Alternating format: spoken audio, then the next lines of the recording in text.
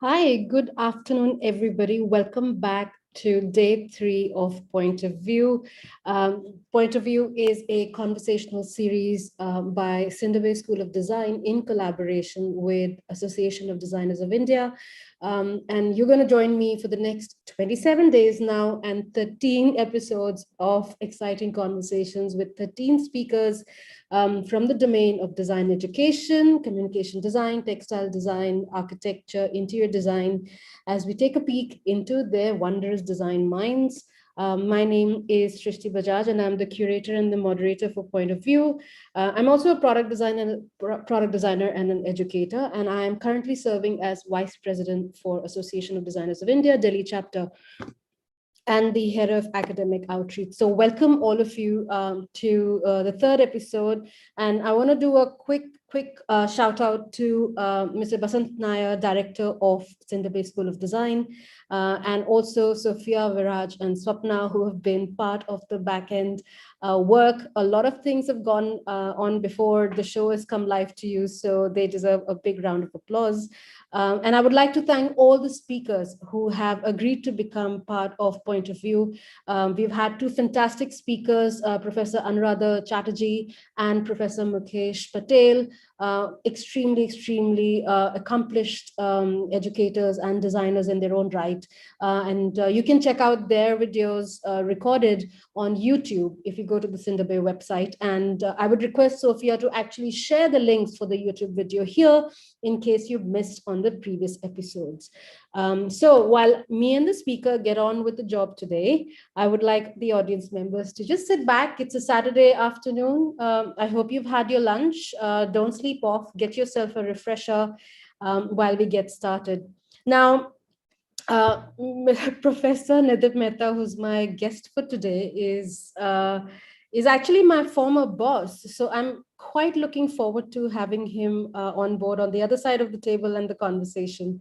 So I'm quite looking forward to this. But a little brief background before I bring him on video. So Nidhip Mehta is the former dean for the School of Design at Pearl Academy and a practicing architect with over 20 years. He has a bachelor's and a master's degree in architecture and architecture theory, both from New Jersey Institute of Technology in the United States, and has primarily been a design educator for the past 14 years. He's currently working as a freelance academic consultant and visiting faculty at several design colleges throughout India. He often writes about architecture, design at Design Education, and his professional interests include speculative design, design theory, urbanism, and transdisciplinary value-based design education. He believes in progressive, adaptive, and value-based design education that focuses on the constantly changing student mindset while preparing students for a wildly uncertain future. And isn't that right, considering the last 2 years that you've seen? Nidhip, welcome to Point of View. Can we please have you on video and audio now? Hi there, how are you? Hi, Srishti, how are you? So good to have you. And guys, I promised Nidhip sir that I will roast him a little bit today. So let's see how that goes. Very rarely do I get an opportunity to, grill a former boss. So I'm going to relish this. I'm declaring it already. There were times you grilled me when I was your boss anyway, so I don't think that there's any different. So it's fine. I actually saved the joke for today. Can I say it? Sure, yeah. Go ahead. Might as well. Well, it's a joke and it's a riddle. So why do architects laugh 3 times when they hear a joke? You know this one? Do you know I don't want to. So the answer is, guys, please give a thumbs up if you like the answer. Once when it is told, once when it is explained to them, and once when they understand it. I think it's appropriate for architects to, especially when it comes to having a sense of humor. I think it's very, very appropriate. I don't know, do you find that architects in the US have a better sense of humor than in India? I don't know if it's a better sense of humor. It's slightly different. It's very American. Let's just put it that way. I don't think there's some things that are untranslatable. I think so, but I think equally. Well, you've been in the US for a while before you came to India, and both as a student and an academician, and you've created curricula, and spent a lot of time with folks much younger in terms of generation, right? So the student and faculty thing. So I have a question to start off with, both for you and for the audience. So Swapna, can I have the poll 1, please? This is for the audiences to answer, and I'm going to on the side ask the same question to Nidhip. Let's see what he says. Can we have poll 1, please? Do you believe that faculty and admin of Indian design schools understand the learning behaviors of Gen Z students? So we're talking about you guys and the faculty sitting in the room, they know who they are. So please answer. This is very quick, yes or no. Nidhip, where does your answer lie? Do you think that you do? I mean, you yourself being an Indian design institution academician, what's your answer to this? I'm not sure how many faculty are going to like my answer, but I'm going to say that most of them think they do, but they don't, actually. I think they like to think that they understand Gen Z behavior, but I think the vast majority do not, actually. So, but I give them credit for trying. So can we have the answers now? Let's see what other people have said. It's interesting that you say that they don't. And if I were to ask you, if you were to give them maybe one or two tips on what they should do, oh, it's a 50-50 split. That's interesting. I have a feeling that 50% might be the faculty and 50% might be the students. You should do a breakdown of the participant list and see how many faculty. I know how many said what. But what do you think? I think it definitely gives you that everybody's not on the same page here for sure. Well, that's the thing. That's the issue with that's the thing with generational, any generational issues is that it's trying to get on the same page, right? And forget the page. Sometimes it's a completely different book. I mean, like that's the issue. And it's not just with education, it's with everywhere in the workplace. How many people in the workplace do you hear people saying that, oh my God, these new people coming in, they don't know this, they don't know that. And so I think, I mean, the first thing I think, you asked the question that how do you kind of get over that? I would say the first thing to do is to just acknowledge the fact that get over the idea that this new next generation or whatever is somehow some like brand new thing that has never existed on this planet before. Like these generational differences have happened since time immemorial. Yeah. They were saying the same thing about us. Our grandparents were saying the same thing about our parents. It's like, so it's just a constant evolution of adjusting towards what the changes are and what's going on. Maybe I think it's just getting more rapid nowadays because history is moving faster and faster.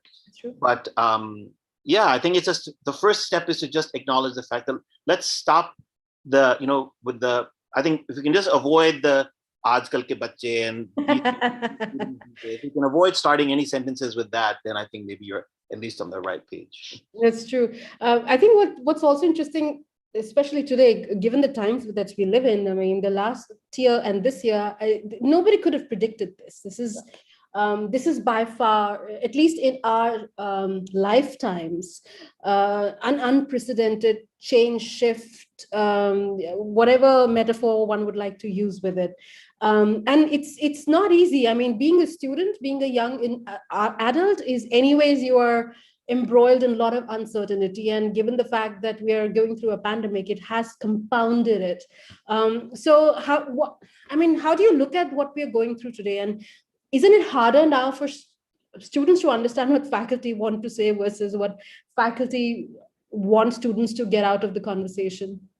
Yeah, I mean, I think it's important to at least for both students and faculty to understand, to look to reflect. I think one has to, I don't think we reflect often enough. Yeah. And I think one needs to kind of look back and see and look, because with uncertainty, how do you deal with uncertainty is, well, first, go back to the past and look and see, okay, well, how did I deal with uncertainty in the past? Because uncertainty is not new. Uncertainty has always existed.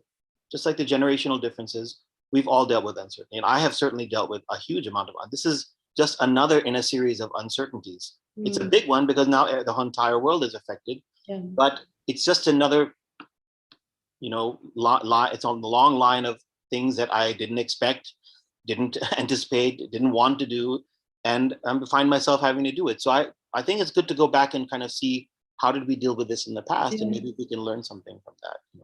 And guys, just to let you know, I think uncertainty is also kind of a little bit like a sub-theme of today's conversation with Nidhip, because I think both as educators and as former students, it's a very, very interesting pivot in terms of time. So Nidhip, you want to share some of the uncertainties that you've had to go through, and guys, I think it's also about building resilience, and we'll talk about that a little later, perhaps in the conversation. So Nidhip, over to you. Yeah, I have prepared a little bit of something, maybe to kind of explain a little bit. Although as Sushri mentioned, we have a habit of saying things 3 times to explain it and understand. But hopefully, this will only do it once.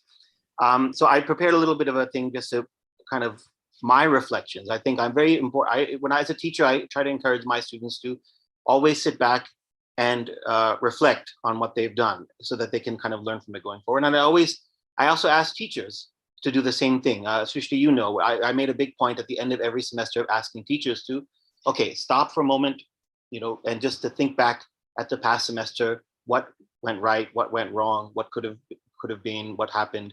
And I think it's very important to have that reflection. It's not something that just old people like me do. Like, I think it's important to do that at every stage of your life. So if you don't mind, I'll just share a very short kind of presentation of things, of my reflections when you asked me to kind of talk about my journey. Yes, please. And I'll invite all the students that please use the Q&A box to type questions. You might look at something in the presentation that you want to ask about, just type away. Yes, Nidhip. Yeah, so here's probably a series of embarrassing photographs, but it's okay, I'm fine with it. There's a little bit of a timeline of as a prologue of what is, you know, before I get into how I dealt with uncertainties, there's a little bit of prologue of talking about who I am. I mean, I was born in India, in Jaipur, and when I was 3 years old, we moved to New York. My family moved to New York. So you can see there's a picture of me on that bicycle. That's while we were in Jaipur. And then when I moved to New York, we moved to Queens, which I don't know how many people know anything about Queens, New York, but it's one of the most diverse places in the entire world. I think something like 800 languages are spoken in the borough of Queens. And that's because it's where the immigrant population tends to go. And this is my nursery school, not even primary, nursery school. The image here that you can see. I challenge you to try to figure if you can figure out who I am in this. But this is really representative of what my life was like growing up in New York, which was people of all different races, of colors, of ethnicities, of cultures and languages. I mean, this was to me normal. And it has always been normal to me. I feel that this has really shaped so much of who I am because I've always been surrounded by people who are different from me. So I think it helps me be more empathetic. It helps me be more, put, you know, myself in other people's shoes to understanding. I had friends, you know, white people were in the minority, as in this photograph, they were in the minority in my class. So, and even those white people who were there were very large. Sometimes they were children of immigrants themselves from Europe. So this was my reality, and I grew up like this, and it really shaped who I was. The very tiny little picture in the middle is me when I went back to India for the first time. I was really treated like royalty in the family because here is the kind of returning prince, so to speak, you know. And so I was really pampered a lot, and it was a wonderful trip because it was my first. I didn't remember India when I was, you know, 3 years old, so that was really kind of a good experience, and that set up a series of visits. We would visit almost every other year. We would come and make a visit to India, a good, nice trip, not like, you know, a week, stay in a hotel and come back, but we would stay in, you know, pretty rough situations, probably even rougher than many other, even people, native Indians. You know, we had outside toilets, no flush, so that sort of thing. So yeah, when I was a child visiting from America, it was like that. The really dapper fellow, if you can believe it or not, is also me with my first car that I bought with my earnings working in a pizza shop. This is when I was 18 years old. This is right before going to my prom. I think most of the students will have watched enough American movies to know about what the prom is all about. So this was in 1988. By the way, there's a little picture of me being really upset because this was at Niagara Falls, and I really, really wanted to see through those viewfinders. You had to spend a coin in, like a 25-cent coin. And for some reason, my parents wouldn't let me, and I just went off and sulked. I just sat down and sulked somewhere. I don't know who took the picture or what, but that was me being rebellious. And that was, I include that in there because that's kind of how I was. I still am, you know, I'm still get upset when things don't go my way. So at this point where you see me with the tuxedo, at this point, I thought I wanted to be a doctor. And this is a funny thing that I share with, I didn't know that I shared this with Mukesh and Anuradha, your two previous things, that I think all three of us at some point wanted to be a doctor. And I even went ahead and I applied to Johns Hopkins, and I got in under the pre-med program as a biology major. So that's where I'm going to start the real story, right? The real story. And I'm going to talk about the reflections here. So here's some series of images.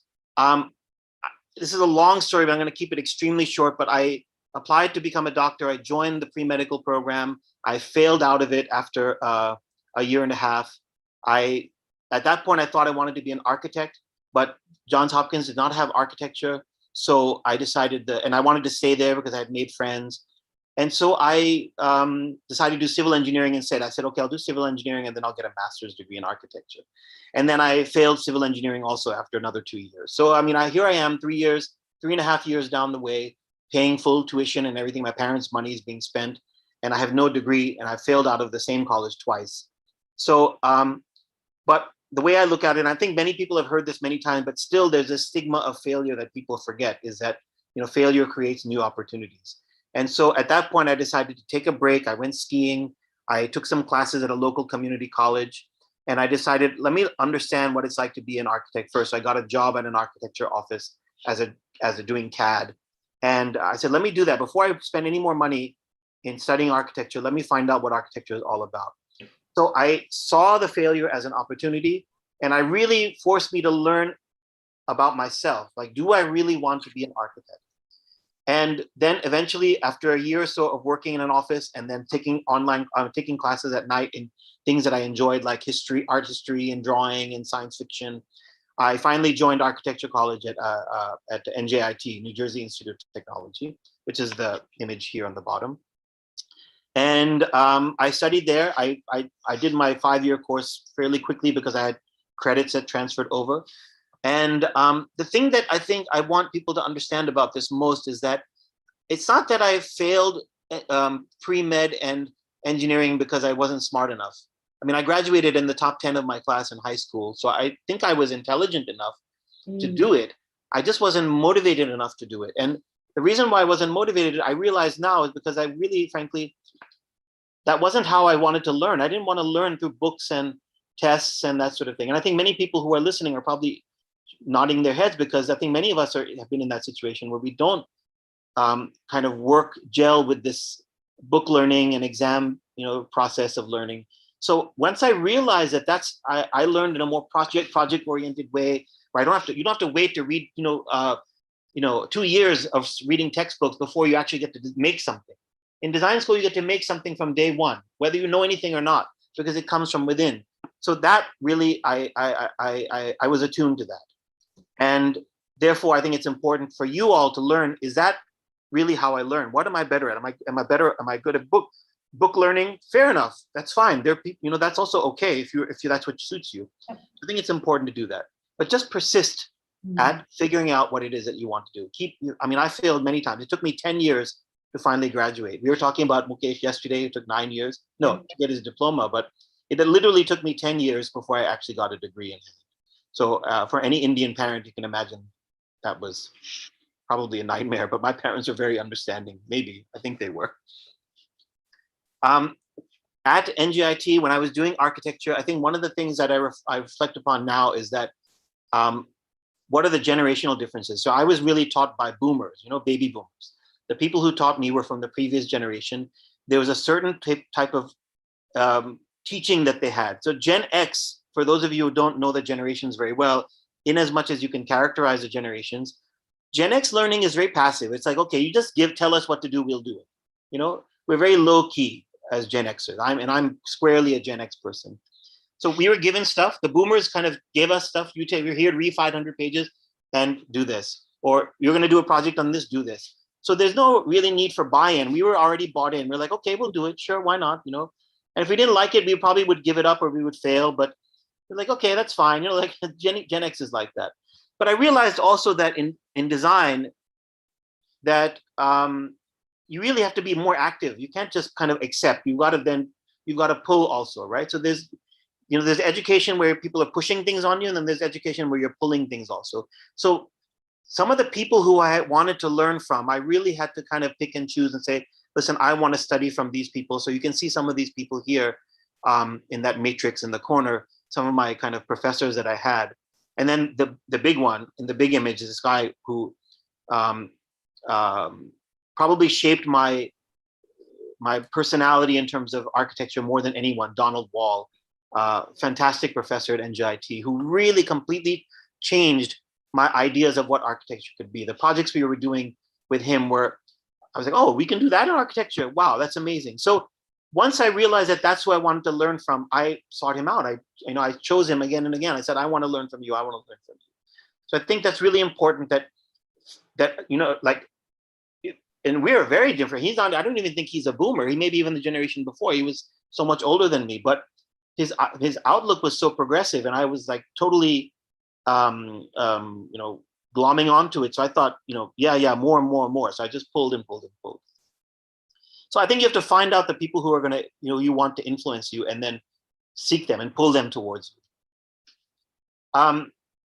Once I graduated, I had many different jobs. The first job I had was working in an architect's office for 9 years. I stayed there for 9 years. I know that sounds crazy. Now, most of my students who graduate, they barely last 1 year in their first office. I stayed there for 9 years. It was a good place to work. I was challenged, not in the same ways that I was challenged in school, but I was challenged in different ways. I learned a lot about the business of architecture. I learned a lot about the technical aspects of architecture. And I think it really completed my, understanding of what architecture could be. There's a theoretical understanding and then the practical understanding. And then I, moved to another place. I went to work for one of my professors. I taught a little bit also. And then in 2009, I moved to India. I started teaching at SPA, Delhi campus, as a visiting faculty, doing some projects also here and there. I went back and did my master's. I'm really going through this very quickly, by the way. And then I came back out of master's and I joined Pearl Academy, as Krishti mentioned. And I kind of ascended there and I became the dean of the School of Design. Each of these things was something that was uncomfortable. It was not something that I thought I would be doing. Moving to India at age 39 was not something I ever thought I would be doing. Becoming a teacher is not something that I thought I would be doing, at least not that early. So if you're trying to think about when is the right moment, like, should I do this decision? Should I jump and should I do that? You'll just keep waiting, because you're never gonna know when the right moment is. You just have to kind of go with it and say, okay, all right, fine, I'll do it. And if it fails, I fail. So what? I do it. So I think what I like about looking back at my career is that it allowed me to diversify and do different things. I was always I was restless. I was trying to, I was getting tired of doing the same thing. So I want to do something else. I want to do something else. I want to do something else. Even if it was the same job, I wanted to do a different thing at that office. So I think it's allowed me to diversify. Right now, if you were to come and ask me to teach a subject in an architecture school, I'm pretty much sure I can teach any subject. I may have some ones that I could want to teach, but I'm pretty much sure I can teach any of them, simply because I have that I allowed myself to be diverse in my career. So I think that's very, very important. Yeah, I think for creatives, that's very, very important. Absolutely. I mean, for anyone. And I think that, like, if you're dealing with uncertainty, being diverse is really kind of the prescription for that. You really kind of allow yourself to learn as many things as possible. I think it's also important to look outside of the classroom. Yeah. Exposing yourself. People always ask me what the difference is between students in America and students in India. Indian students usually ask me this. And I say, and it's no fault of the Indian students, it's mostly because of our society, that it shelters students a little bit. And I think that we need to allow students to kind of take risks, take chances, and expose themselves, to travel, to try out new things. So here's some things that I have done which were outside of what I was doing. So there's that project on the upper left-hand side with that red cube is a project that I worked on before I even started architecture school, right? As a draftsman. The image below that is a competition that I worked on with one of my faculty. He just asked me, he said, hey, you want to work on a competition with me? And I said, yeah, I'll do it. Why not? During the vacations. The advertisement that you see in the bottom is a opportunity that I had that probably launched my teaching career. Somebody asked me, my same professor, in fact, asked me, said, do you want to teach in this program called the Educational Opportunity Program? It's not teaching, it's a teaching assistant. And what it does is it allows, I don't want to get too deeply into it, but it allows people who otherwise would not be able to get into college and give them a kind of a bridge course so that they can ramp up and then get qualified. And they do this intensive summer camp, essentially. So I was a teaching assistant for that. Travel, look at art for inspiration, go around, see things, see the world. That's a picture of a man who may very well be the oldest man on the planet, although it's undocumented. I met him on the metro. I just sat down and talked to him, found out At the time when I talked to him, he said he was 116 years old. Wow. 116, although it's not documented, but so otherwise he might be in the Guinness Book of World Records by now. And yet that guy is an athlete. He's a runner. You know, you can look him up. I can give you a link to. I verified he actually is an athlete. So it's amazing. You know, when people who you meet just walk, you know, riding in the metro, it's absolutely incredible the kind of things that you can get exposed to. So when these things happen, you've got to just grab them, right? You've got to kind of all these things, then bring them into design. These things will come into design. So for me, everything that I did, the person that I met, the projects that I did, the travel, the art, all these things I pulled into my design projects. And I think that's very, very important. And of course, read. I can't say that's enough. I mean, read. That's my main advice I would give to students. Some of the projects that I did in college were speculative projects, and they were about doing things, imagining things. I'm not going to get too deeply into these, but if you want, you can always ask me about these. You can always reach out to me later and ask me. But these are projects which were really, really pushing the imagination of what could be done. Probably nobody would ever build them, but they were really kind of dealing with issues of psychoses and discomfort, and dealing with things that people usually maybe are uncomfortable. They don't like to talk about, because I get bored. I don't want to just keep doing, community center and a office building. I want to challenge myself. So I think when you're in college, that what we call that safe space, you should allow yourself to be unsafe. You should really actually take risks as much as possible. Don Wall, that professor I was talking about, used to call it logical absurdity. He used to say there was a system. He said, if you're going to create an architecture of discomfort, then you really, really better make an architecture for discomfort. Take it to its logical absurdity, right? Be logical about it, be systematic about it, but make it as absurd as possible. And to me, that allows you, because the world doesn't make a lot of sense. So if I'm going to make sense of the world, I want to do it through nonsense, actually. So I encourage nonsense in design, especially when you're in college.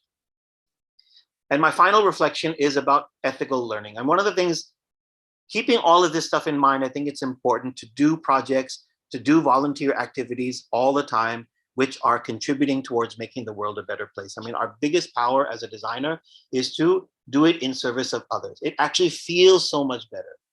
It's so much nicer to do something that other people are going to benefit from. So I've been involved in different pro bono projects and sustainability projects, housing projects, which I've done completely for free on a voluntary basis. I'm involved with this organization called SPIHA, which is here in Agra, which is about protecting the environment. So here's a tree plantation that we had. In fact, we're having another one tomorrow, in fact. So this is we bring all these kids together and they plant trees in this area. So it's a wonderful thing. I think my formula for this that I would give advice to is that everyone should donate 10% of their time. That works out to roughly like, half a day, or, between half a day or a full day a week to something that you should be doing, which is donating of your time, not your money. I'm not saying donate your money. I'm saying donate your time. Time, anybody can give. Money, not everyone can give, but time, certainly everyone can give. So I think that's an important thing. That's one lesson that I've learned. This is phenomenal. I think what you've touched upon through the slides, these are definitely a lot of things that I resonate with. And it's interesting that you talked about, doing things that you're uncomfortable with, or going out there and discovering what you can get out of it. And it reminds me of my time in my master's program, where I was in UK, and I would often go sit in a bus, not knowing where it's going to take me. Yeah. I would just go sit in a bus and look at London through the wrong bus. So I actually did a compilation of a book called On the Wrong Bus, of traveling through London and discovering it accidentally, not purposefully, because I was too lazy to do it purposefully. So I thought it'll be better if it's accidental. So yeah. Or it's too expensive. When I went to London the first time, I also realized the same thing. I said, well, I'm not going to spend £30 to go on those tourist buses.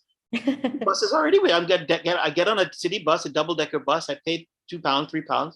Yeah, just go around the city. Get off wherever you want. If it drops me off, I'll take another bus. Yeah, exactly. Exactly. I totally get that. And I think that's a great way of discovering the world. Actually, you can't plan for everything. You can't plan to do actually what they say about best laid plans. and which is what happened with us over the last year and a half, I think. I also want to talk about this idea of ethical practices, and I think it's such a pertinent space for designers to work in today, because really, and I think Mukesh was also saying this, we've designed all the chairs, and you have a basic building that have been done. Most fundamental things of need in this world have been designed or created. So where do you go next? What do you explore? What is the more interesting aspects of design? And I think this idea of social innovation or social design is very, very important. And there are many interesting, it's a long question, so bear with me. There are many interesting new ways of design or modalities of design. There is society-centered design. I'm sure everybody's heard of human-centered design, intersectional design, transition design, and they've all evolved because of a certain urgency or need that people are feeling today. And for a student, while that might be a very ideal prospect, they also have to kind of make money. Not everybody can do a service all the time free of cost. And then there is also the economy. You have to make things so that the economy keeps churning. So how does a student find that balance in their work between adhering to the ideals and the ethical nature of things that they'd like to do, but to be able to make a living, to be able to, and maybe even earn a good bit of money, because that's important as well. So how does one combine or compromise? What's your formula, if I can say that? My formula, I mean, such as it is, I don't know if it's a formula or not, but I think one shouldn't shy away from wanting to make money. I mean, I think there's a romantic picture that we paint of the starving designer, the starving artist. We saw that in yesterday's presentation. All questions that also came up in Anuradha's talk. There's this idea that, if you're selling out or something like that, and I disagree. I just don't make it my, I don't make it my MO. I don't let it occupy my thinking. I make sure that I earn enough, to survive. I earn enough that I feel I can not have to worry. I try to make sure I earn that I don't have to worry about money, but I'm not seeking recognition. I'm not seeking, to live in a big house or anything like that. I'd rather just kind of take that, that extra. I'd rather the time that I would have spent to earn that money. Again, I'm not talking about donating money. I think the time that you would spend to kind of chase after that goal of earning riches, I think it's better spent to allow others to get other people up to the same speed that you are. I think the formula is that rather than try to elevate yourself so highly, see if you can kind of bring other people up with you. That you can kind of, if you're lucky, I feel extremely lucky to be in a position where I am where I am, that I could afford to have gone to college for 10 years and make the mistakes that I did. And not everybody has that ability. And I think that if we can use what we have as a designer, even as a student, and say, listen, I have a power as a designer, as an architect, to kind of help people. It could be to help people building houses, you can volunteer for a Habitat for Humanity, or you can help some NGO design a newsletter. I've seen many NGO newsletters, they're terrible, right? So they just need a designer to come and go in and make it look nice and make it attractive. Yeah. And volunteering, just go into an office and do some filing. I think any small way, I think people maybe try to go for these big long shot things of, I need to kind of do this big. Change the world. No, I think just solve the problem that's around you, solve the ethical problems around you. And of course, be ethical while you're doing it. That's the other thing, is that don't put yourself at the center of it. Don't take a selfie of yourself planting a tree. That's my point. Okay, maybe you can, that's fine. But I think you can at least focus on the fact what you're doing for someone else. Put your other people at the corner of it, and it's not that difficult. Anybody can do it. Anybody can. I as a dean, I used to come into a classroom before giving a talk or presentation, and I would start cleaning up, cups and plates and things that left behind. And people would freak out. They're like, "Oh, you're the dean. You shouldn't do that. I'll call housekeeping." I said, "Why? I can't pick up my own. I can't pick up garbage. I mean, who said? I've been doing it my whole life. Why would I not?" So we should not associate these things with that. We cannot be ethical we have to be somewhere, we have to be in a position to be, ethical. I think that's absolutely, the mistaken idea that we have. I think we must, anyone can do it, and it just takes a little amount of effort, little amount of effort. There are also opportunities for design students to be able to do projects that are coming from a space of conscious design or consciousness. And if I were to sort of switch this question from the point of view of a faculty, how do you think faculty and teachers and tutors can facilitate that way of looking at the world where there's not one versus the other, A, and B, the fact that you can work in a more ethical, substantive, conscious manner? I think the first thing to do is to get out of the syllabus, right? So I mean, I'm big on writing syllabus, you know that, like I can write a good syllabus, but I also feel that faculty should feel comfortable to figure out how to either break the boundaries of that syllabus and also reinterpret that syllabus. If you're given a syllabus and said, okay, teach things, this is what you have to teach as a teacher. Or even if a student is given a syllabus and so told that this is what you have to learn, well, say, how can I reinterpret that to suit my needs, to make it an ethical way of learning, or to suit the social? I think any studio project anywhere in any semester can be converted to some social cause. It doesn't have to be. I'm not saying that we should not design, luxury stores and all that kind of stuff. I think that's also needed. But I think that figure out ways to convert what it is that you're already doing into a way that benefits other people, in my opinion. This also brings me to an interesting poll question, which is good for students and faculty to answer, because what you've just talked about in terms of the syllabi and also the space of Indian design education at the moment, the question that I'm going to bring up is a poll question. Swapna, can we have poll 2, please?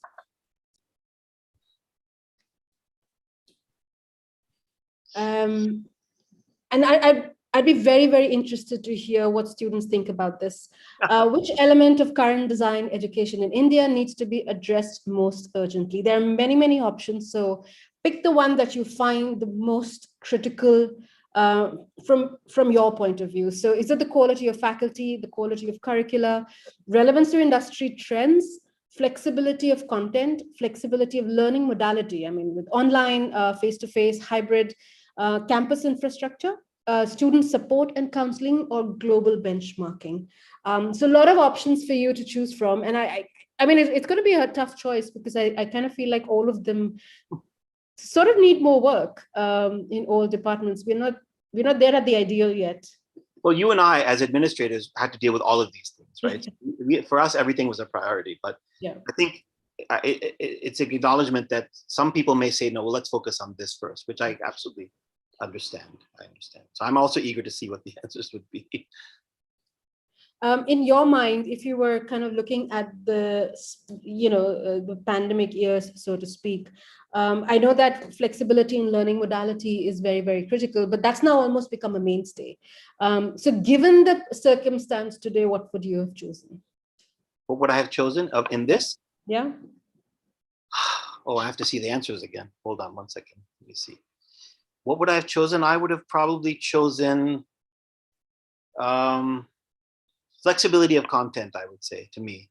I think the idea that you can allow, like I said, going outside of the syllabus, that you can say that we're learning this thing, but keep it loose enough and open enough that you allow it. Like, I think sometimes we're too rigorous, question banks, and there's, things like that. Okay, everything students study for the exam also, and the syllabus, the teacher is frustrated because they say, well, I have to cover this much in X number of weeks. And what if I don't? And I always used to tell my faculty, it doesn't matter. If you've done something worthwhile, if you've left something off, it's okay. Nobody ever learns everything before they graduate, right? So if you can be flexible about it, I think that's the most important thing. Can we see the answers, please, Swapna?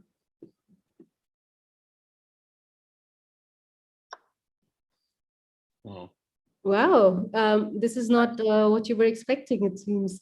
Bell curve.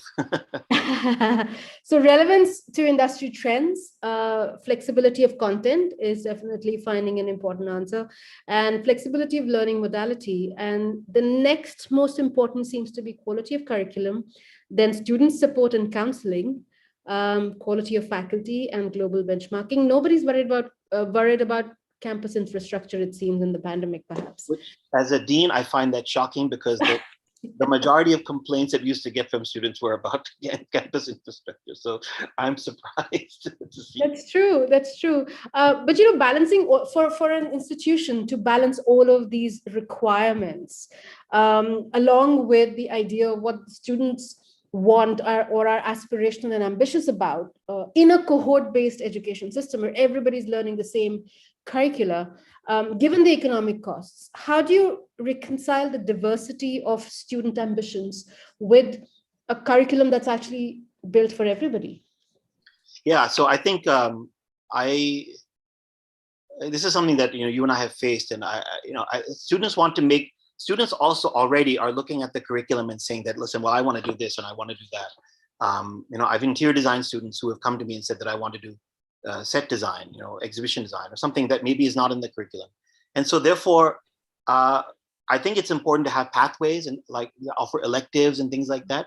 But as you said, something that maybe students are not aware of is that it's hard to do that. Like if you have a batch of 10 students and 5 want to do this and 5 want to do that, it's not easy to just say, okay, we have 2 separate classes, because there's an economic cost with that. So I think the answer, I have a kind of a radical proposal for that. I think that put those students all in the same class, but give them a project that says that this is a project.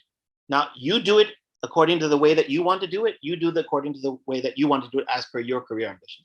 If you want to make a film about it, you make a film. If you want to design a space, you can design a space. But the project goal is the same. So that means we as teachers have to create very open and flexible project goals, right? We can't say make a space, a retail shop. You have to say make a retail experience. And part of the experience is the space, part of it is the website, part of it is the app, part of it is the branding and everything. So I think if you allow people to tackle different parts of the project, it would be good.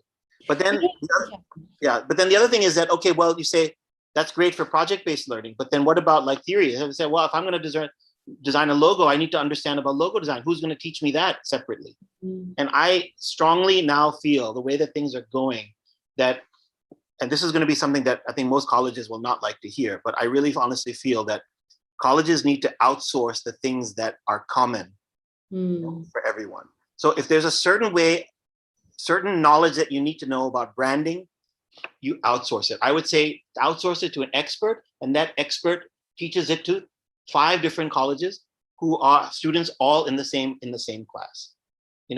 It's going to require colleges kind of stop being competitive and start working together.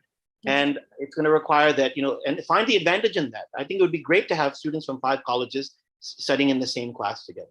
So the stuff that is kind of factual or instructional or theory-based learning should really be kind of outsourced out to people who kind of know it the best. And rather than this college hiring an expert, this college hires an expert, this college hires an expert to teach 5 students, to teach 4 students, teach 7 students, put them all together, have one expert, have that guy do it and have them teach all of it, and then let the projects be more, in-house, the things that you do hands-on. Hands-on. It's interesting because I'm always going back to your previous analogy of the pull and the push. So in some sense, you're saying pull in the experts to bring in the theoretical education and push the projects, because then it also allows different students to bring their own ambition through the project and bring it alive and work with each other. So collaborate, which is very, very critical in these days. That's an excellent suggestion. I wonder what educators sitting in this audience think about it. Please put your questions in the Q&A box. So I think this is also kind of like a good segue to, actually you did help with this segue to the next question about the pull and the pull also, because while the faculty and the institute might have a certain ambition of this is how we should teach it, I'm very interested to see what students want to know or how they'd like to learn. So that's my next question. So can we have the question 3, poll 3, please, Swapna, very quickly.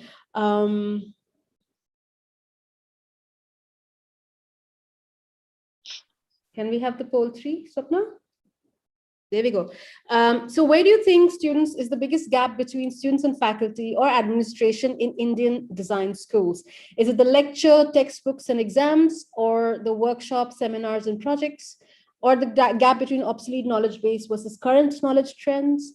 or disciplinarian attitude, which we were talking about earlier, that, oh, I did it like this, so you must do it like that, versus student-friendly attitude, age difference. We talked about different mindscapes, and of course, the perspective on life, or the faculty just does not get me, or the student don't know what life is all about. So what do you feel is the biggest gap that you feel currently in the way you're dealing with your faculty, or the faculty you're dealing with students? Let's see what the answers are. And while you guys answer this poll, I'm going to go to Nidhip with another question. We did talk about the pandemic a little bit, right? And do you really feel that and considering that we don't know how long this is going to extend, we also don't know whether when we come back to full-time education, will things remain the same? What happens to teaching theory, or what happens to studio practice, because you can no longer go out onto site, you are no longer allowed to travel. So do you think we need to rethink the classroom, as it were? Yeah. Absolutely, 100%. I mean, look, I think we needed to do that before the pandemic. I think the pandemic just accelerated a problem that was already starting to emerge, not even starting, had already emerged. And we were already, as educators, having to deal with this problem. That how do we kind of provide ample resources to all of our students, given the limited constraints that we have about geography and expenditure, and as students want so many things nowadays, and they rightly should. Students have a lot of demands. They say that I want this also, and I want that also, and I want a workshop, and I want these tools.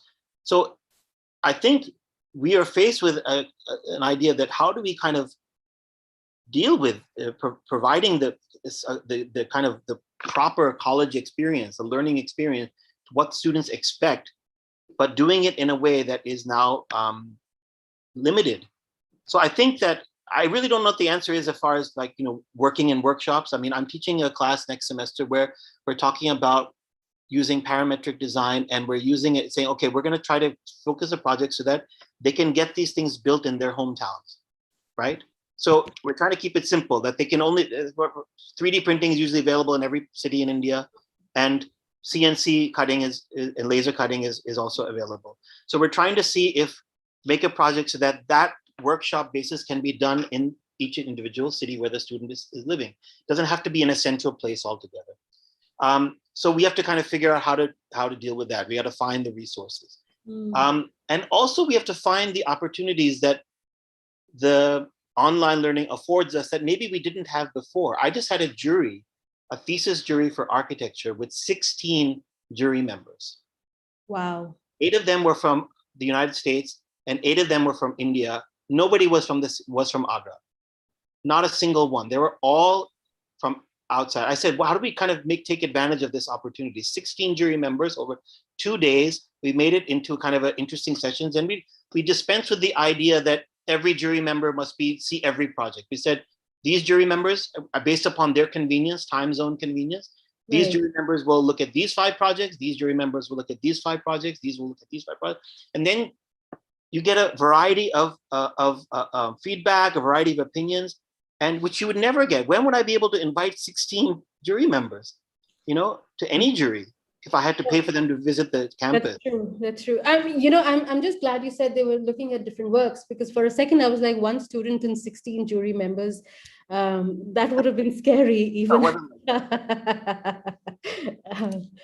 Can we have the answer to our poll, please? Let's see what the students have said.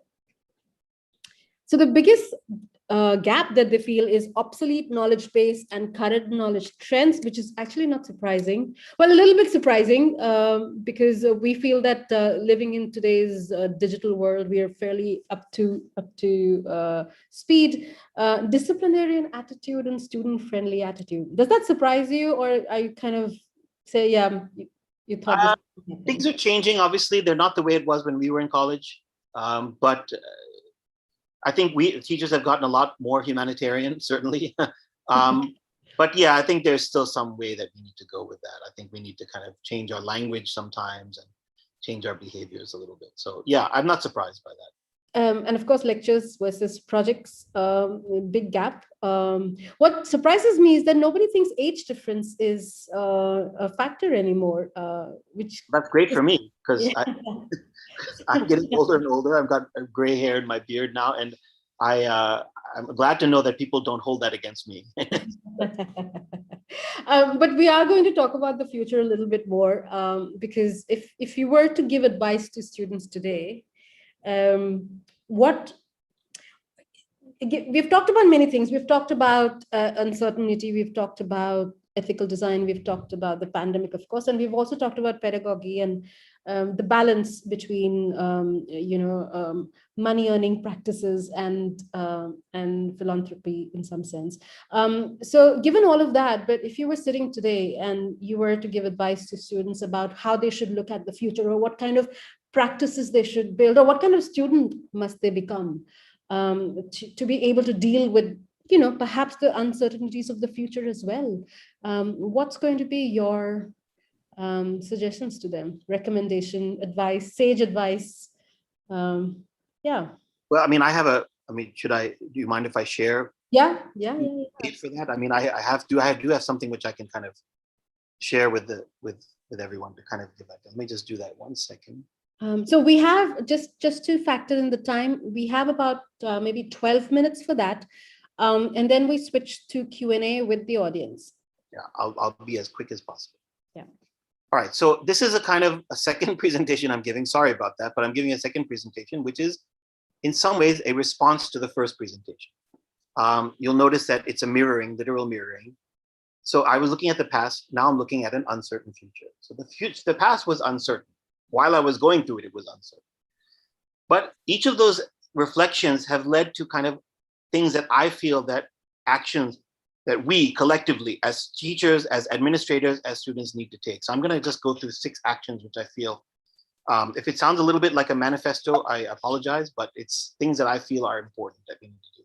So the first thing I think we need to do is embrace adaptiveness. I think we have to focus on teaching adaptiveness rather than teaching specifically, okay, how do I use this software? Or how do I design a logo? I think teach them to learn how to adapt to new knowledge, because what we teach them now is not going to be valid, 3 years from now when they graduate.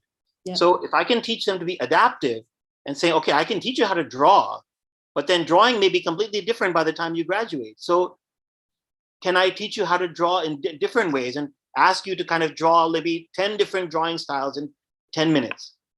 That teaches you to be on your toes and be quick. Then I can, then I'm teaching you a skill which you can then use to adapt to new skills, which I cannot teach you, right? So that's, I think, one thing that we as teachers and also students have to learn. So if you have to learn, if we have to be faced with learning online with, the way that we're doing things right now, you can see that Zoom window that's there, right? Nobody looks happy in that, right? Everybody's looking like not upset.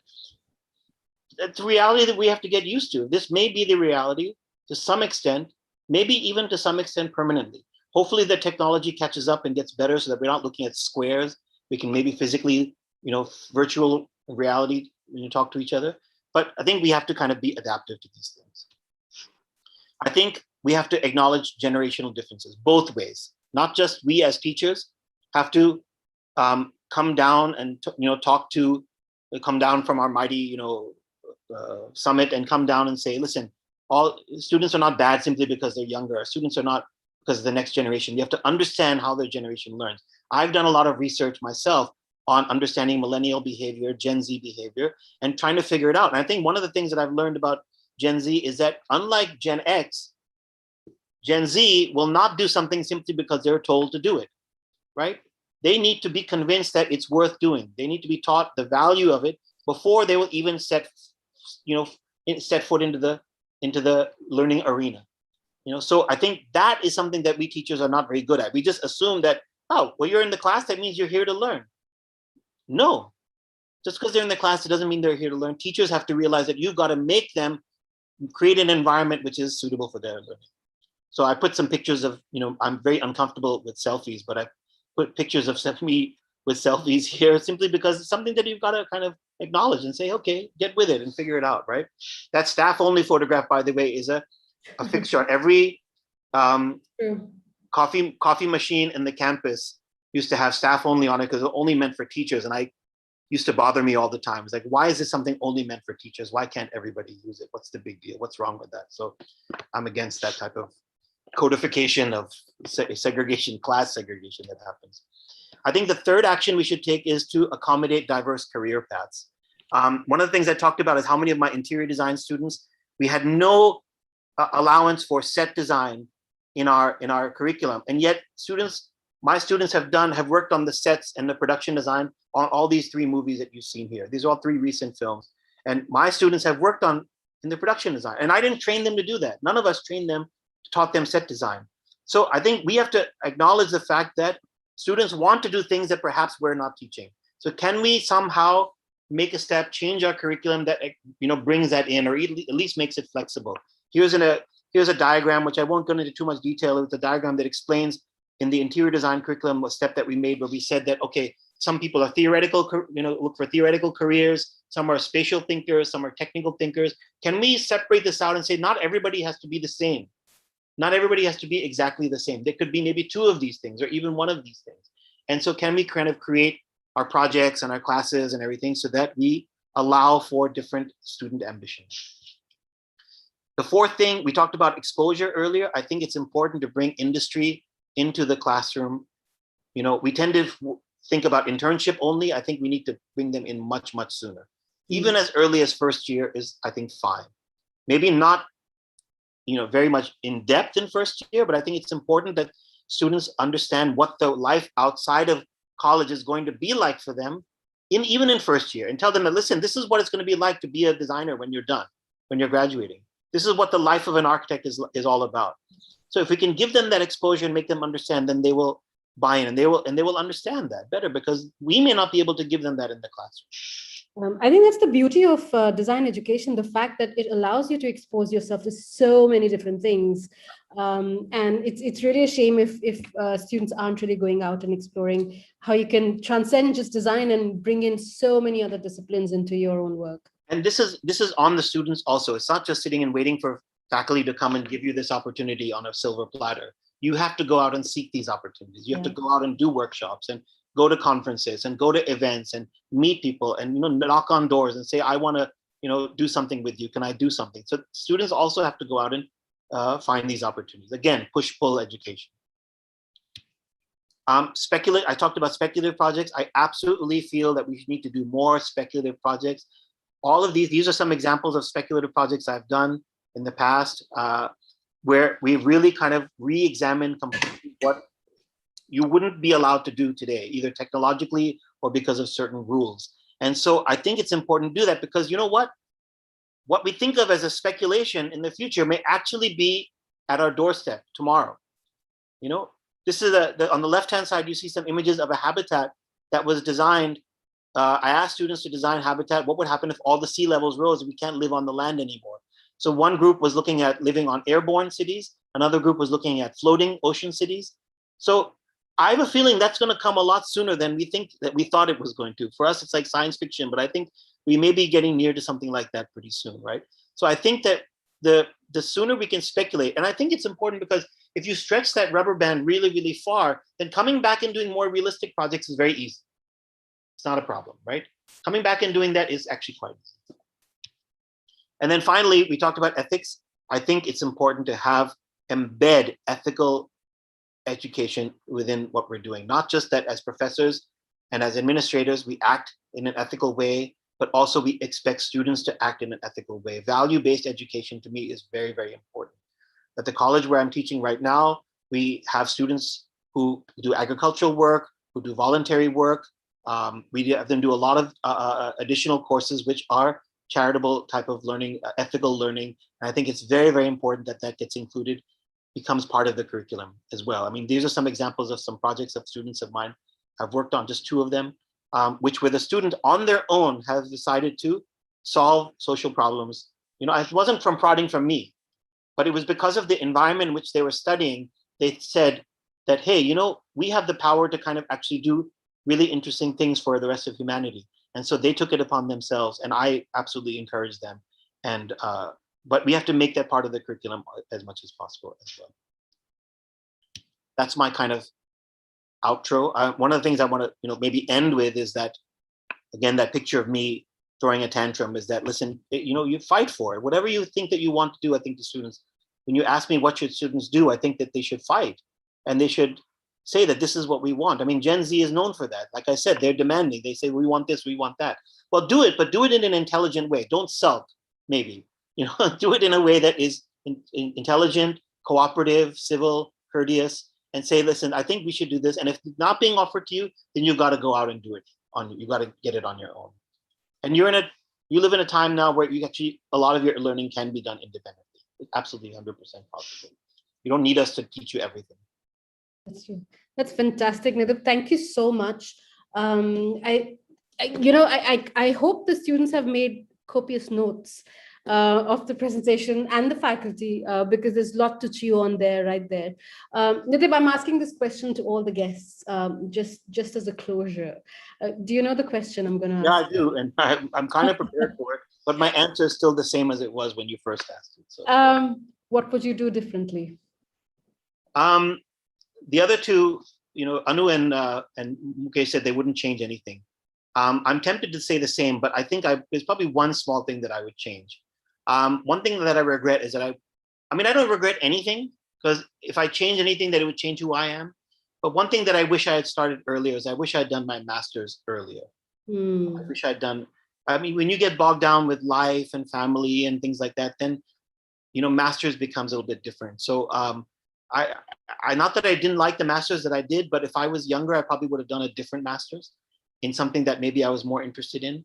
So I probably would have just done my master's a little bit sooner. But other than that, I probably wouldn't change anything. Fantastic. There was a question that somebody asked during Anuradha's Q&A, which I didn't get a chance to pick up. Maybe I can ask you this.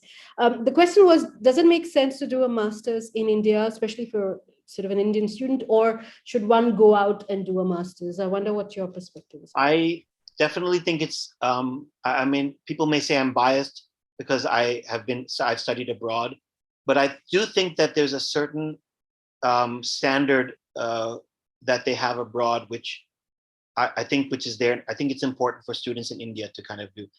The students may not think so, but I do think that we do kind of protect them a little bit from some of the issues, the family issues and all that kind of stuff. Whereas you do your master's abroad, as you well know, nobody cares. Yeah. Nobody wants to hear that you have a wedding and you have a, or anything like that. Nobody wants to hear. Nobody will care 1 second what problems you have in life, why you can't do your assignment and do your work. So I do think that's somewhat important. So I do think it's good to and plus I think it's good to get that exposure. Remember, even if it wasn't that aspect of it, we live in a global world, like it or not. And so if there's one way that you can go out and study abroad to do your master's, it's another way to kind of just learn different ways of doing things. That's true. To learn different, like you said, going out and riding a bus in London. Would you have done that if you were vacationing? No, probably. So that's what I mean, right? So if you were studying there, it gives you a better opportunity to do things that you otherwise may not see or do. Fantastic. So guys, this has been a fantastic conversation. I'm going to now bring in some of the questions that we have on the Q&A board. Nidhip, are you ready for them? Sure. There's some really great questions, and Mohammed Nihal, who's a faculty, thank you so much, Mohammed. He always has a really, really great question lined up, and this is for you. He says, something I noticed these days are students reliant on shortcuts, reluctant to actually put in work when it comes to, he's not a faculty. Okay, you're a student. Thank you, Mohammed. Fantastic. Yeah, even better. Access to internet have made us extremely dependent on it, while information is floating around. Many students prefer to get the answers rather than the process, which can inhibit their growth as a designer. How would you advise educators to better tackle this? Thank you. It's an absolutely fantastic question, and it's something that I have struggled with also. I think the idea that everything is at your fingertips is, when it first started happening, we were like, oh, that's great, the knowledge is at your fingertips. But all of bad knowledge is also at your fingertips, right? Misinformation at your fingertips. Abuse of information is there. You're seeing elections being manipulated because of misinformation. So I think the answer to this is that one of the things that I've started to do is that I start to try to teach my students how to engage with the internet.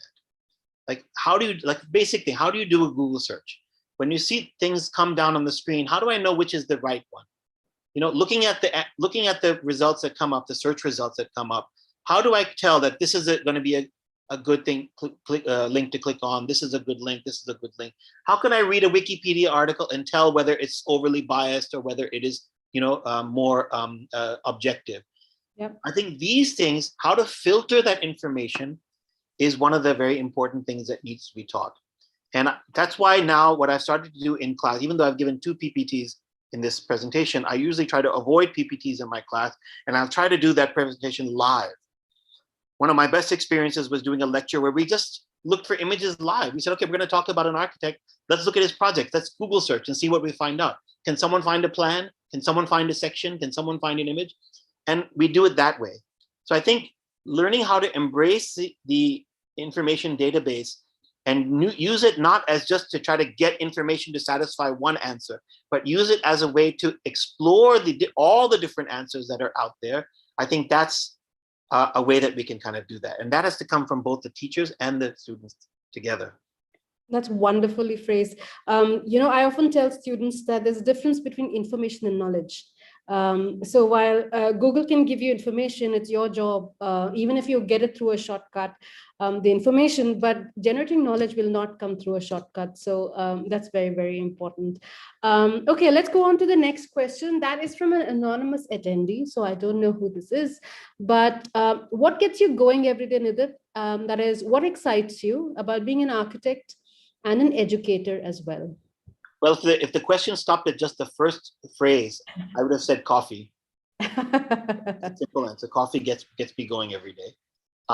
But if I include the second part of the answer, I think the thing that, there was something that I remember I was once with my second year architecture design faculty, and I asked him, I said, I used to watch him, and I said, isn't it really exhausting to do what you do? I mean, you've got to sit there, talk to 20 different students about their projects. Isn't that really tiresome? Like, I just watch him. And he said, yeah, but I learn, he says, you won't believe this, but I learn more than you do. And I didn't realize that until I became a teacher myself. And I said, now I realize that I do it because for me, it's an education. To get up every day and not just to teach, but also to be an architect. To me, I think of it as my growth every day. And if it's not allowing me to grow, then I just won't do it.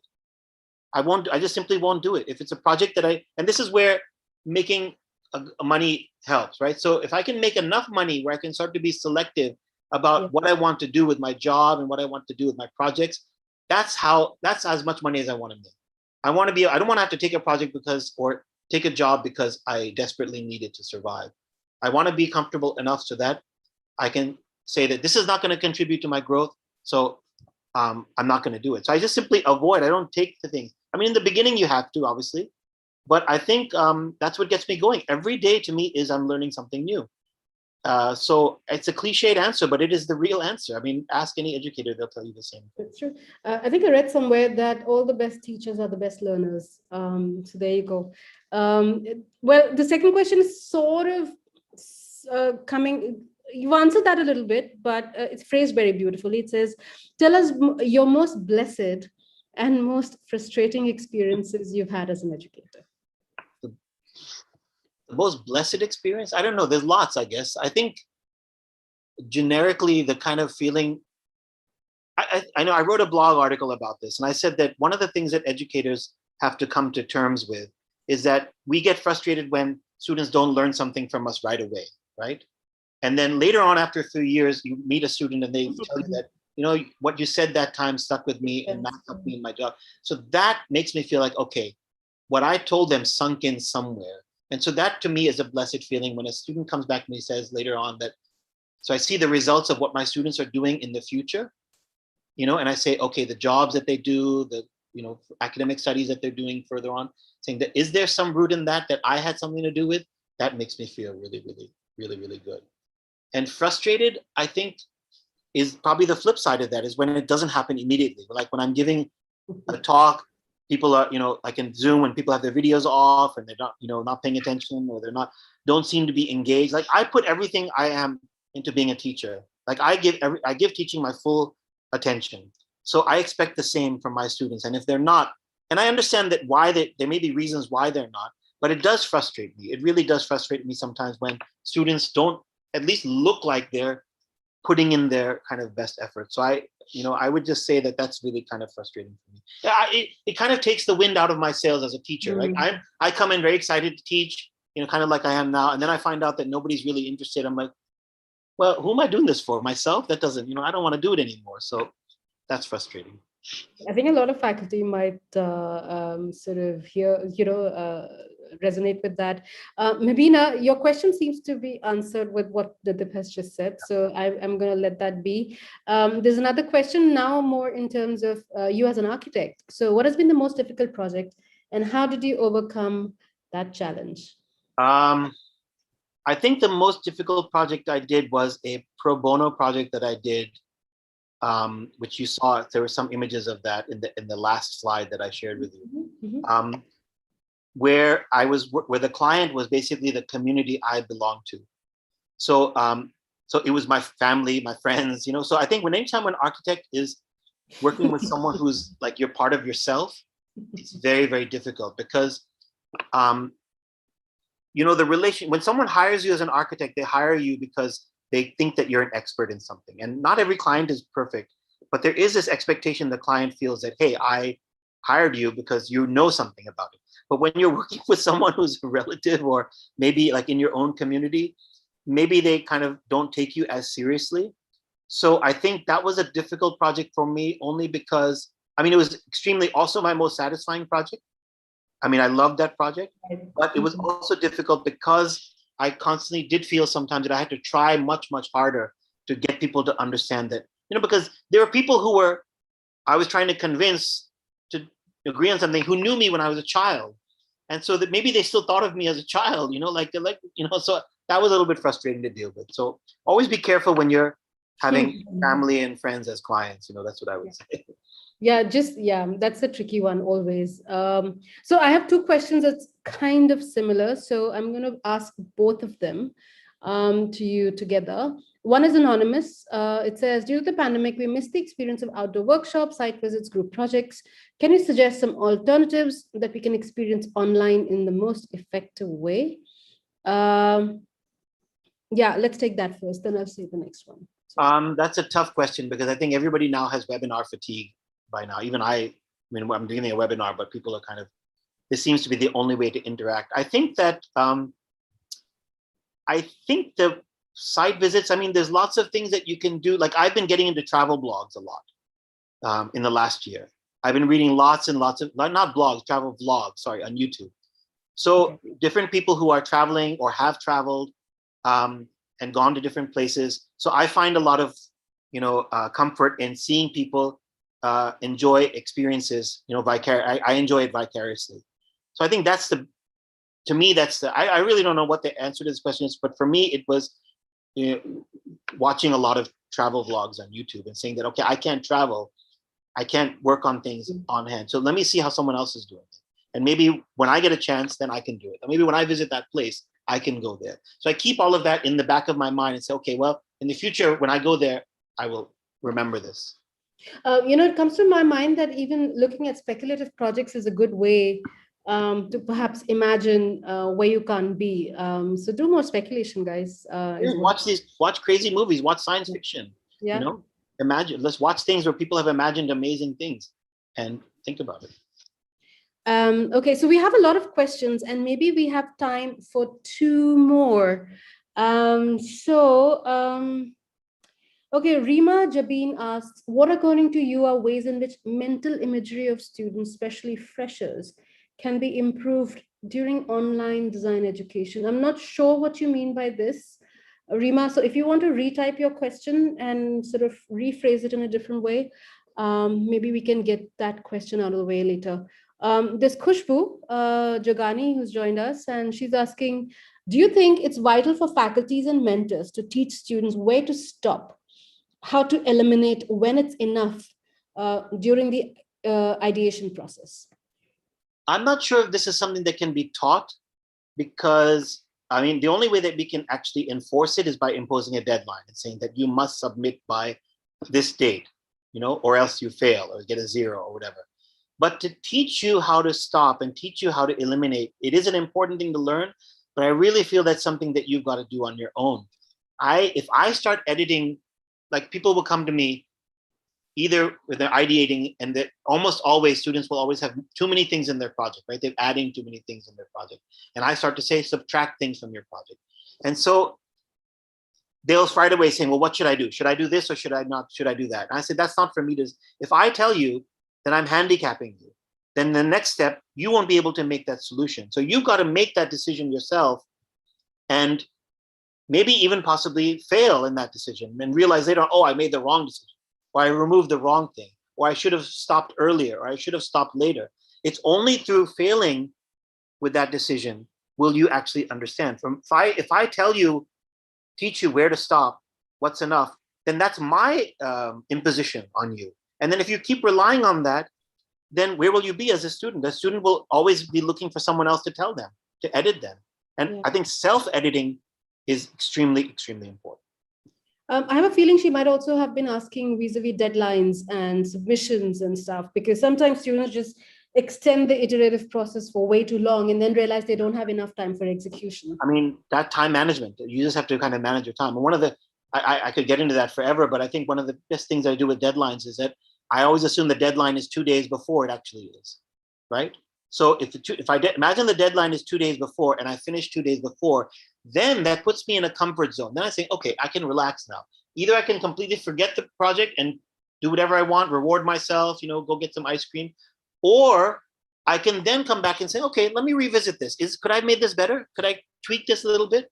And in the tweaking, I find some small little improvement that I can do. You have to give yourself time to do that. You've got to, if the deadline is this much of time, and so all these, anything can happen, right? Printing issues and fabrication issues, machine breaks down. So you've got to set that deadline ahead of time so you can allow for these problems to happen. So I think that's really the only way. I'm going to skip the other two questions that Gopika and Krithana have asked, because you've kind of answered that previously through the conversations. I'm going to move to Shubhada Ravindra. This is an interesting one for every faculty. Given the fact that there are different types of learners, how do we actually get students to read? Not that 5 minutes reading helps all the time. So how do you get students to read? This must be a faculty who's asking this.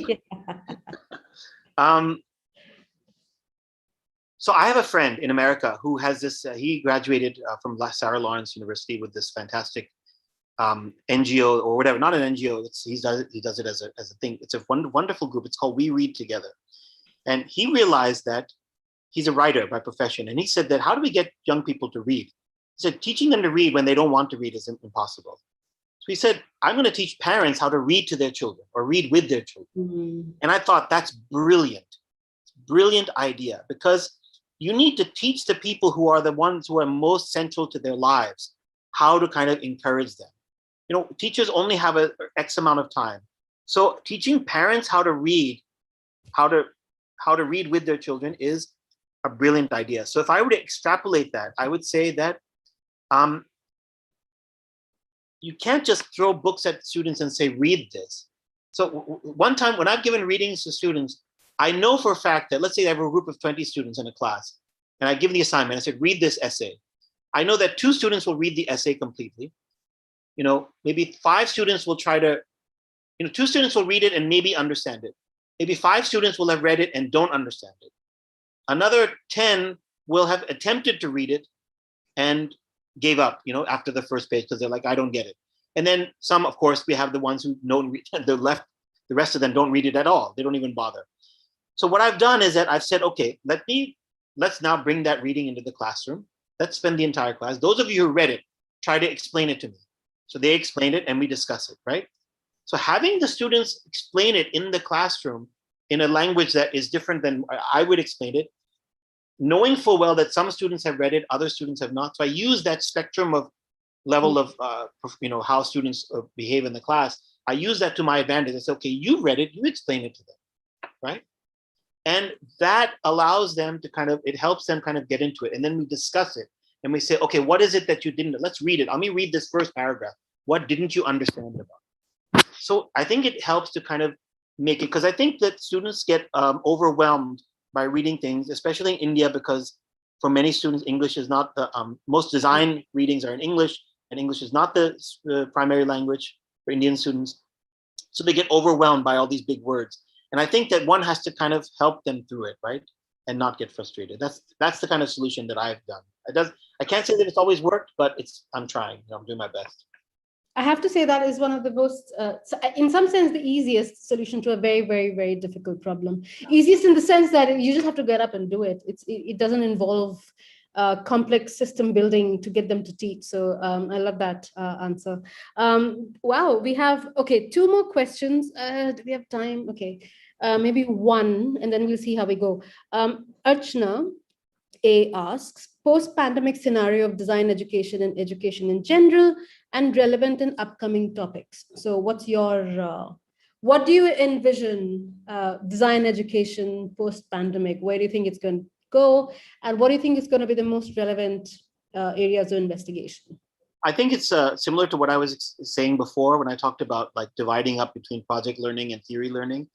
I think that we're going to have to kind of, things that are going to be in person are going to be the hands-on workshop, studio-based learning that the things that we love. I think that it's really hard to still replace that, as of now. So I think in the near future, we're going to have to kind of figure out a way that we can, all get vaccinated or all get safe enough that we can at least work with our hands in some type of an environment. But I think that theoretical learning is going to have to be done probably still going to be done online. And we need to find the benefit of that, right? I think there are benefits to that. And we have to say, okay, we're having seminars, we're having discussions, we're, reading books, we're teaching simply instruction. That frankly can be done online, and it should be done online. It would actually free up a lot of resources so that we can actually focus on spending the time and the money and the energy on the studio-based learning, right? I also think that it's going to become, one of the things that I've heard one college doing is that rather than, they're going to move towards a modular type of a system where we say that, okay, you're on campus, rather than have this whole uncertain issue about bring the school students on campus because they need to do design studio and then send them back home in the middle of the semester. So this uncertainty, so we say, listen, bring them to campus to do all the design-based learning and then send them back home to do the theoretical learning. So do modular learning that way. I think that may be one easy way. At least it gives a certainty that, okay, I will be on campus for this amount of time. It's maybe 3 weeks. Hopefully during 3 weeks, third wave or fourth wave or whatever doesn't happen, and rather than plan out a whole semester, I can say, okay, let me plan out 3 weeks of contact hours. And that's easier for administrators to do. And then the rest of it, we can either do it online or not do it online, as the case may be. So I think we're going to get something like that. That's what I'm guessing. What do you think is going to be the most relevant areas of design work that are going to be required post the pandemic? Let's say the pandemic gets over, 2 years have gone. What do you think design education will need to do with its curricula, with the kind of things it's tackling?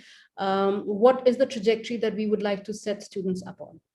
I think in as much as it relates, let's say, architecture and interiors, and maybe related to other modes as well, I think we're going to have to figure out how to design for a world which is hybrid. We're going to have to design for a world in which somebody wants to study from home and somebody also wants to study from the classroom, or somebody wants to work from home and then maybe 3 days a week they want to come in and work. So we need to design systems, spaces and systems that can incorporate that, right? Right now where we have systems in which everybody either works in the office or everybody only works at home. And I think we have to create, people are going to demand flexibility. And I think that that's where designers can step in.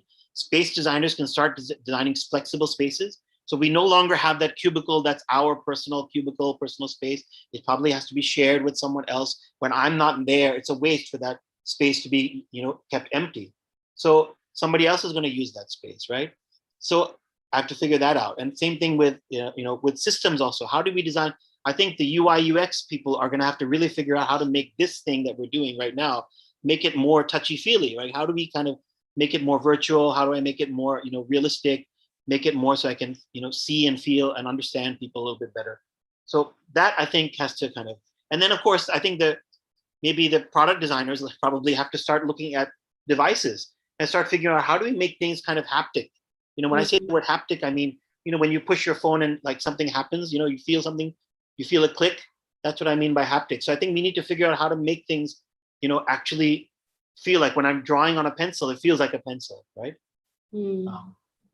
It's interesting you mentioned that because in terms of the next level of Zoom, I guess in some sense. So MIT, by the way, guys, if you want to look it up, MIT has just started doing 3D holograms where you could have a faculty virtually present, a little like Star Trek, and do the class without being there actually. So that reminds me, we didn't get a chance to bring in Star Wars at all. No. What would we fail so badly? Yeah. Anything. So, by the way, for all of you who've stayed for us that long, Nidhip is a huge Star Wars fan. A little more than a fan. What do you call that?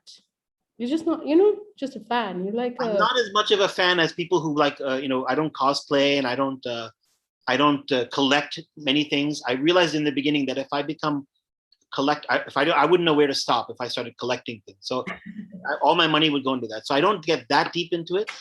But I've watched Star Wars, the original trilogy, maybe over 50 times. I've read the Lord of the Rings books over 50 times. So. This has been fantastic. So, and the reason why I wanted to end on Star Wars was also because I think you and I have discussed that next time we're going to do a webinar where we're going to look at design and favorite fiction and looking at design through fiction. So that'll be interesting to watch out for. Going from realities to speculative to uncertainty and, hopefully the resilience to come back strong, guys. It's not been easy, but keep at it. And Nidhip, you've really given, I think, students and faculty a lot to chew on. Thank you so much for your time. It's been a pleasure. And I'm sure the students and the faculty have had a great time listening into you. They might need to look at your presentation. So let me know if I'm allowed to share it with them. Sure. Yeah. Again. But thank you so much, Nidhip. That was wonderful. I hope you enjoyed it. And I hope you enjoyed the questions. They were fantastic. The questions are great, actually. Really, really good questions.